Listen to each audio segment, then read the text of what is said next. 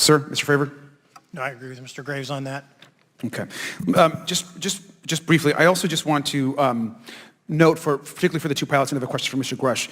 One of the things that I found fascinating in our discussion, Mr. Graves, last night as well, is that you both described UAPs and formations and the way they are observed in space or in our air, and the way that they move is essentially ways in which current technology or aircraft that we know of are unable to actually function or move. And so will you just, for the public record, again, once again, just briefly just either describe or note that aircraft that are being witnessed, particularly by the 30 folks that you're working with, are essentially outside the scope of anything that we know of today and the technology we have today. Mr. Graves, Mr. Favor? Yes, the objects that are being seen by commercial pilots are performing maneuvers that are unexplainable due to our current understanding of our technology and our capabilities as a country, and that applies for the military as well. My last question, and sometimes I know that you have also said some of these answers in the past, but we're trying to get them on the public record as well, which is really important. Mr. Grush, finally, do you believe that our government is in possession of UAPs? Never been any spacecraft recovered by our government. Take my word for it. There's no Area 51. There's no recovered spaceship. Excuse me, Mr. President. That's not entirely accurate. Is over 4 years. And where? I know the exact locations, and those locations were provided to the Inspector General and some of which to the intelligence committees. I actually had the people with the firsthand knowledge provide a protected disclosure to the Inspector General. Mr. Favor, what astonished you the most about the flight capabilities of these Tic Tac, very briefly? The performance.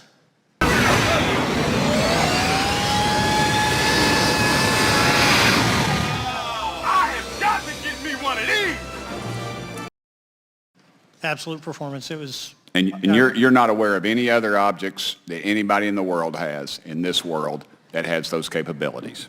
No, I think it's far beyond actually our material science that we currently possess. Have you faced any retaliation or reprisals for any of your testimony or anything on these lines?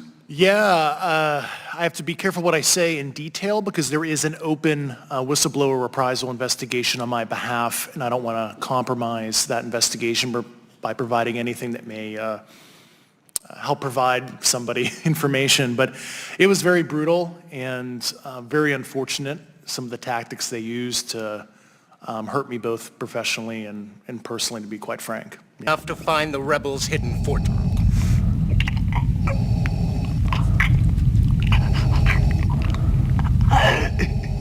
I find your lack of faith disturbing. The most firing at you. Do you have any personal knowledge of people who have been harmed or injured in efforts to cover up or conceal these extraterrestrial technology? Yes. Personally. Have anyone been murdered that you would that you know of or have heard of, I guess? I have to be careful asking that question. I directed people with that knowledge to the appropriate authorities. Maybe in a, if we could get in a confidential area, SCIF, we could talk about that. But unfortunately, we were denied access to the SCIF, and that's very unfortunate in this scenario. Mr. Favor, do you believe that you witnessed an additional object under the water in relation to your encounter?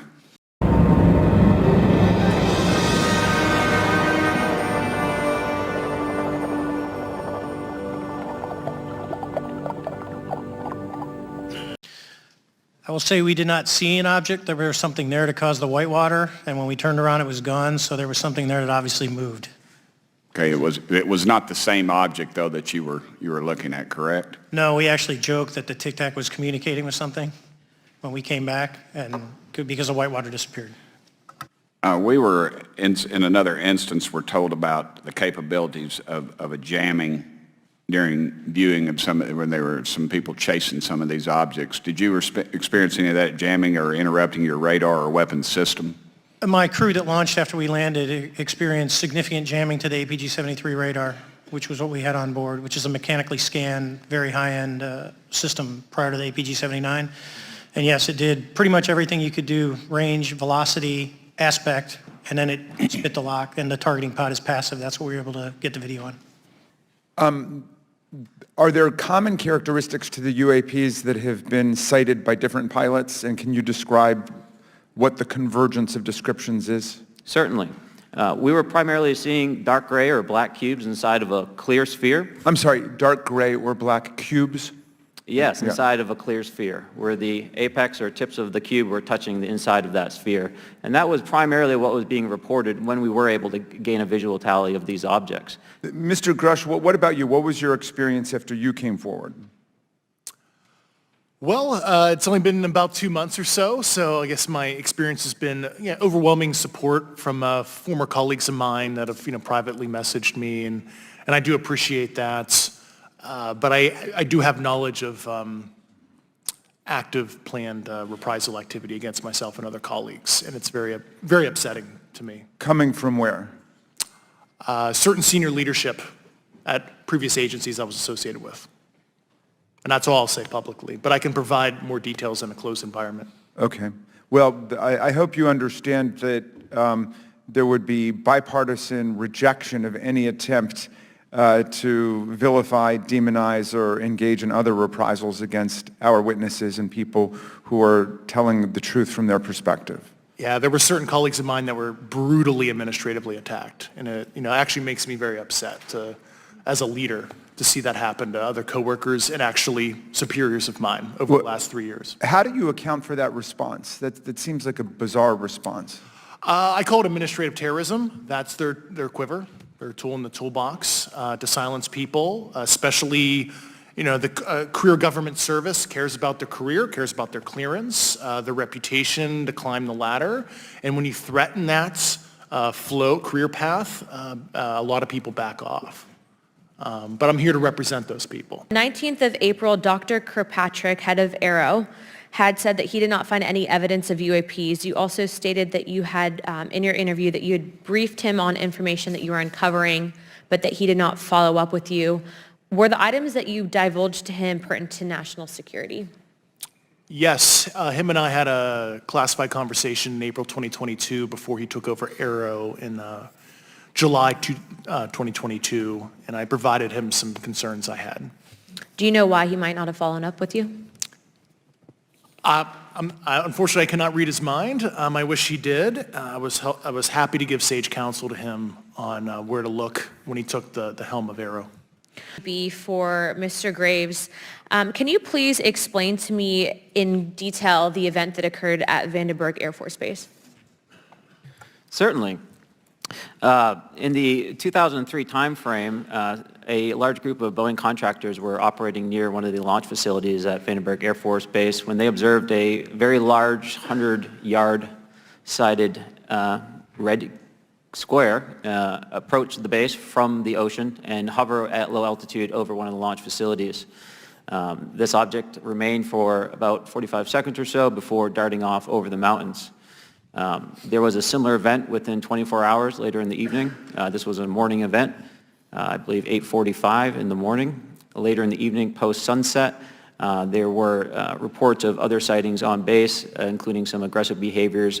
These objects were approaching some of the security guards at rapid speeds before darting off. Have you seen that before on any other equipment and/or during your flight time? I have not seen what they've described. This object was estimated to be almost the size of a football field.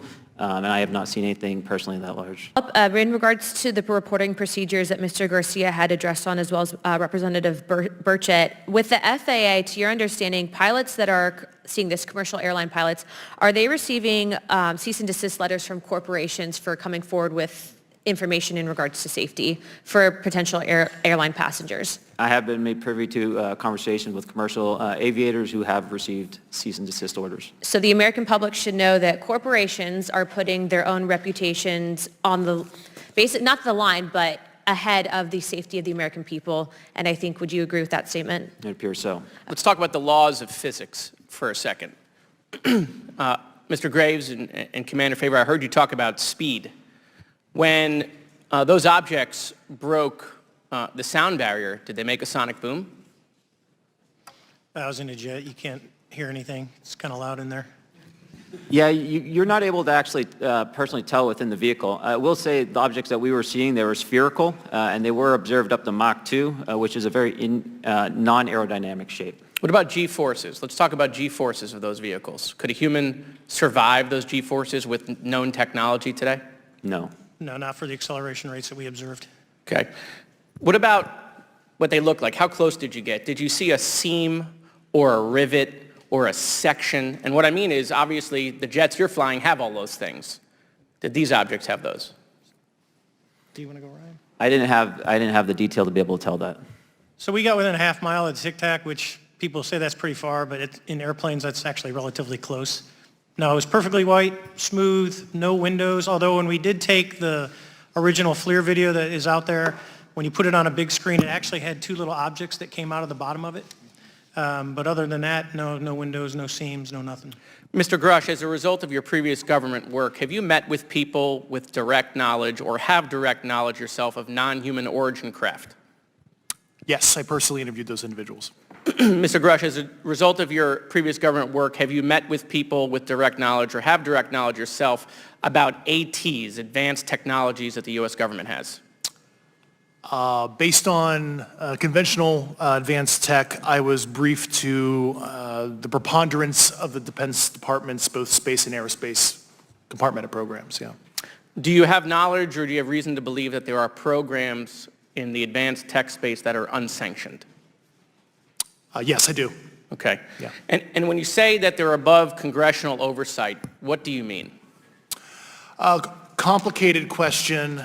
So there's, some, I would call it abuse here. So congressional oversight of conventional special access programs, so I'll use Title 10, so DOD as an example, right? So 10 U.S. Code Section 119 discusses congressional oversight of SAPs, discusses the DepSecDef's ability to waive congressional reporting. However, the Gang of Eight is at least supposed to be notified if a waived or waive bigoted unacknowledged SAP is created, and that's public law. Well, so that how does, I don't want to cut you off, but how does a program like that get funded?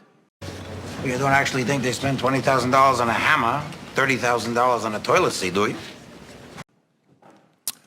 I will give you generalities. I can get very specific in a closed session, but misappropriation of funds and does that mean self-fund. Does that mean that there is money in the budget that is said to go to a program, but it doesn't, and it goes to something else? Yes, I have specific knowledge of that. Yep. Do you think U.S. corporations are overcharging for certain tech they're selling to the U.S. government, and that additional money is going to programs? Correct, through something called IRAD. Okay. Satellite imagery. Let's talk about satellite imagery. We have. That was one of my primary tasks at NGA, since we process, exploit, and disseminate that kind of information. I've seen multiple cases, some of which, to my understanding, and of course I left NGA in April, so that's my information cutoff date. But I personally reviewed both what we call overhead collection and from other strategic and tactical platforms that I could not even explain prosaically. And I have a degree in physics, by the way, as well. And I am aware that you guys have not seen these reports, unfortunately, and I don't know why. Do you have direct knowledge, or you had spoken to people with direct knowledge that this imagery applies to crash sites, crash imagery?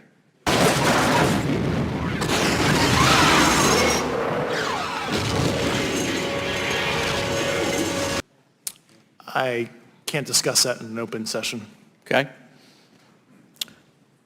Do you have any information that the U.S. government is involved in a disinformation campaign to deny the existence of certain UAPs? Thank you, Agent K. Ladies and gentlemen, if you will, look right here. I can't go beyond what I've already stated publicly in my News Nation interview because it touches other sensitivities. Mr. Garouche, in your sworn testimony, you state that the United States government has retrieved supposedly extraterrestrial spacecraft and other UAP-related artifacts. You go so far as to state that the U.S. is in possession of, quote, non-human spacecraft, end quote, and that some of these artifacts have circulated with defense contractors. Several other former military and intelligence officials have come forward with similar allegations, albeit in non-public settings? Thank you, Mr. Chairman. I'm going to direct this, I believe, to Mr. Grush, but if any of you all feel like you need to jump in, just jump right in. We're good. Has the U.S. government become aware of actual evidence of extraterrestrial, otherwise unexplained forms of intelligence? And if so, when do you think this first occurred? I like to use the term non-human. I don't like to denote origin. Keeps the aperture open, both scientifically. Right. Certainly, like I've discussed publicly previously, 1930s. Okay. Can you give me the names and titles of the people with direct firsthand knowledge and access to some of these crash retrieval programs, and maybe which facilities, military bases that the recovered material would be in? And I know a lot of Congress talked about we're going to go to Area 51 and, and there's nothing there anymore anyway. It's just, and we move like a glacier. And as soon as we announce it, I'm sure the moving vans would pull up, but please. I can't discuss that publicly, but I did provide that information both to the Intel committees and the Inspector General. And we could get that in the SCIF if we were allowed to get in a SCIF with you. Would that be probably what you would think? Sure, if you had the appropriate accesses, yeah. What special access programs cover this information, and how is it possible that they have evaded oversight for so long? I do know the names. Once again, I can't discuss that publicly and how they've evaded oversight. In a closed setting, I can tell you the specific tradecraft used. All right.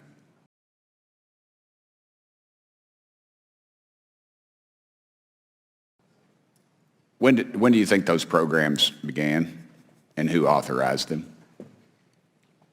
I do know a lot of that information, but that's something I can't discuss publicly because of sensitivities. All right. If any of y'all want to jump in on any of this, you're more than welcome to.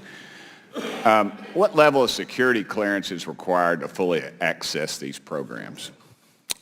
Well, anybody who has... and I say that because myself, Representative Gates, and Representative Luna were basically turned away at one point at Eglin. So, Captain Stephen Hill, United States Marine Corps. I'm sorry, Captain. This is a restricted area. I can't let you pass without clearance. Please, go right ahead. Certainly difference between member access and, say, somebody like me, but anybody who has a TSSCI clearance and meets the eligibility criteria, the access adjudicative authority should be able to grant you access. Mr. Burchett, if you'll yield, so just to put a fine point on that, there's nothing that you're aware of that's above special access program classification. It's a misnomer that there's anything actually above top secret. Executive Order 13526 delineates the classification levels. Right, but I draw a point on that because we can have access to those programs, and so the notion that we're not being given that access sort of defies our typical muscle memory here in Congress. Thank you, Mr. Burchett. I'll yield back to you. Thank you, Mr. Gates. Along those lines, Title 10, you may not know this or not, but Title 10 and Title 50 authorization, they seem to say they're inefficient. So who gets to decide this, in your opinion, in the past? It's a group of career senior executive officials. Okay, are they government officials? Both in and out.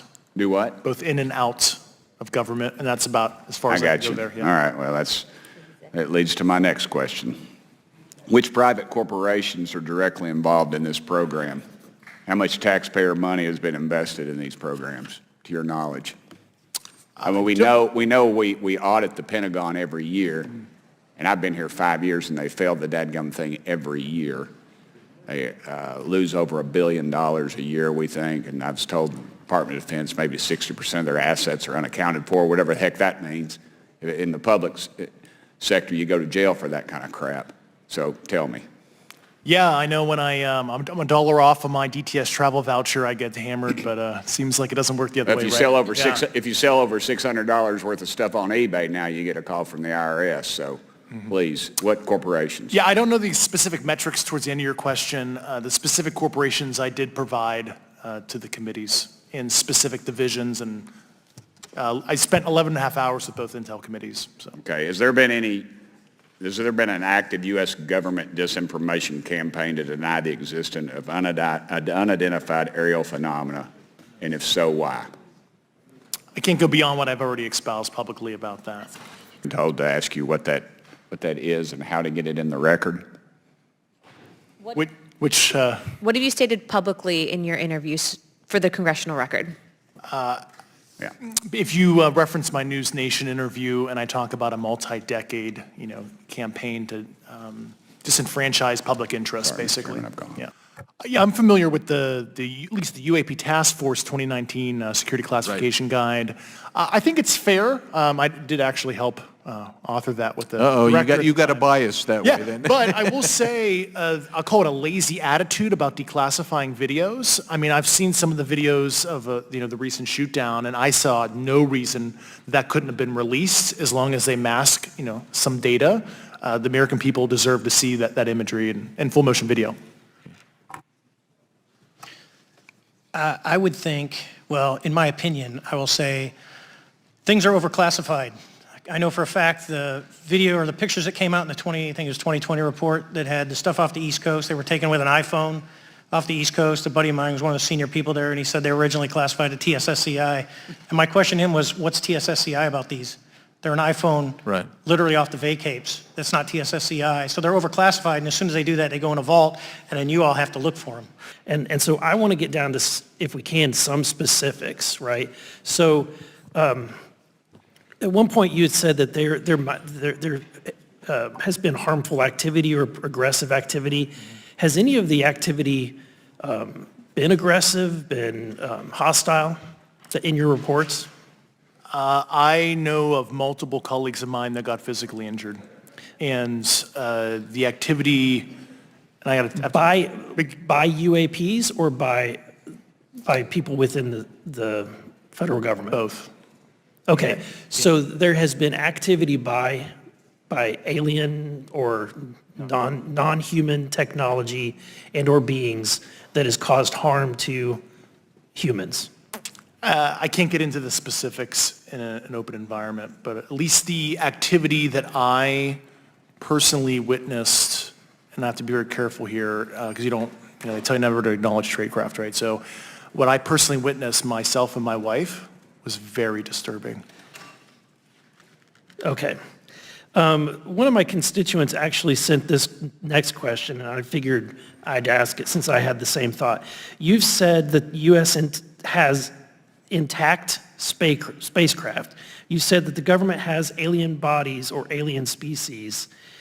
Have you seen the spacecraft? I have to be careful to describe what I've seen firsthand and not in this environment, but I could answer that question behind closed doors. Yeah. And have you seen any of the bodies? That's something I've not witnessed myself. You've stated that the government is in possession of potentially non-human spacecraft. Based on your experience and extensive conversations with experts, do you believe our government has made contact with intelligent extraterrestrials? Something I can't discuss in public setting. That's not decaf, is it? Viennese cinnamon. Oh, don't tell me we only got that powdered stuff with cream again. I hate that stuff. No, se clica se tuaca. Oh, good. Yeah. You guys... Okay, I can't ask when you think this occurred. If you believe we have crashed craft, stated earlier, do we have the bodies of the pilots who piloted this craft? As I've stated publicly already in my News Nation interview, biologics came with some of these recoveries, yeah. Were they, I guess, human or non-human biologics? Non-human, and that was the assessment of people with direct knowledge on the program I talked to that are currently still on the program. The freak show.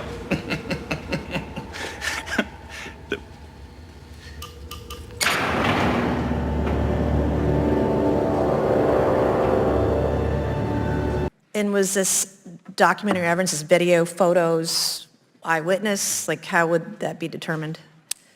The specific documentation I would have to talk to UNISCIF about.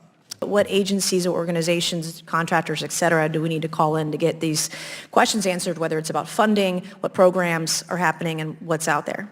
I can give you a specific cooperative and hostile witness list of specific individuals that were in those. And how soon can we get that list? I'm happy to provide that to you after the hearing. Super, thank you. So when we think about traditional adversaries and both us towards them and them towards us, we probe their capabilities. We look for weaknesses and we collect that data, that reconnaissance for in the event we need it in the future. For each of you, yes or no question, based off of your own experience or the data that you've been privy to, is there any indication that these UAPs could be essentially collecting reconnaissance information? Mr. Graves? Yes. Mr. Grush? Fair assessment, yeah. Mr. Fravor? Very possible. Again, in the national security vein, is it possible that these UAPs would be probing our capabilities? Yes or no, Mr. Graves? Yes. Grush? Yes. Fravor? Definitely. Is it possible that these UAPs are testing for vulnerabilities in our current systems? Yes. Yes. Possible. Do you feel, based off of your experience and the information that you've been privy to, that these UAPs provide an existential threat to the national security of the United States? Mr. Graves? Potentially. Yes, sir, potentially. Same answer, potentially. Yeah, I'd say Fravor? definitely, potentially. Mr. Graves and Fravor, in the event that your encounters had become hostile, would you have had the capability to defend yourself, your crew, your aircraft? Absolutely not. Sir? No. Is, based off of the information that you've been privy to, is there any indication that these UAPs are interested in our nuclear technology and capabilities? Yes. By external observation, sure, that could be a fair assessment, yeah. Yes. Is there any indication that the Department of Energy is involved in UAP data collection and housing? I don't have an answer. I can't confirm or deny that in a public setting. And could you do it in a secure setting? Yes. Mr. Fravor? No, I don't know. I might have asked this before, but I want to make sure. Do you have any personal knowledge of someone who's possibly been injured working on legacy UAP reverse engineering? Yes. Okay. How were they injured? Is it something like a radioactive type situation or something we didn't understand? I've heard people talk about Havana syndrome type incidences. What was your recollection of that? I can't get into specifics, but you could imagine assessing an unknown unknown. Sure is the life support system for the cabin. And this doohickey is connected to, it was connected to the engine. Here, take that one. These configurations, well, to be honest, we don't know what the hell this crap is. There's a lot of potentialities you can't fully prepare for. Are you aware of any individuals that are participating in reverse engineering programs for non-terrestrial craft? Personally, yes. Mm-hmm. Do you know any that would be willing to testify if there were protections for them? Certainly closed door and assurances that breaking their NDA, they're not going to get administratively punished for so. Yeah. I yield, Mr. Chairman. Eastern Seaboard. The two aircraft flew within about 50 feet of the object, and that was a very close visual sighting. And you were in one of the aircraft? I was not. I was there when the pilot landed. He canceled the mission after, and I was there. He was in the ready room with all his gear on, with his mouth open, and I asked him what the problem was, and he said he almost hit one of those darn things. He said he was 50 feet away from it? Yes, sir. And his description of the object was consistent with the description you gave us before? A dark gray or a black cube inside of a clear sphere. Inside of a clear sphere? Yes. And with no self-evident propulsion system? No wings, no IR energy coming off of the vehicle, nothing tethering it to the ground. And that was primarily what we were experiencing out there. I'm over time. Thank you very much for your service, and I yield back to Mr. Chairman.